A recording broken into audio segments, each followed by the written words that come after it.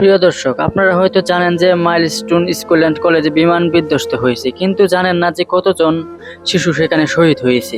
এখানে সত্যটা চাপা দেওয়ার চেষ্টা করা হয়েছে, কিন্তু আসলে সত্য চাপা দেওয়া যায় না, সত্য প্রকাশিত হয়। অনেক আনঅফিসিয়াল ইউটিউব চ্যানেল বা ফেসবুক পেজে কিন্তু সত্য কথা বের হয়ে আসছে। আসলে সত্য কখনো চাপা দেওয়া যায় না। সত্যকে যতই ঢেকে রাখার চেষ্টা করা হোক না কেন, এক সময় সে বের হবে। যখন সত্য বেরিয়ে আসে তখন কেঁপে ওঠে মিথ্যার প্রাসাদ, আর তার পরিণাম হয় আরো ভয়াবহ।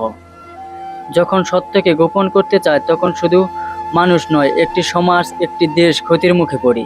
আজ আমাদের দেশের নানা অস্থিরতায় ভুগছে। ভুল তথ্য, গুজব, অপপ্রচারে বিভ্রান্ত হচ্ছে মানুষ।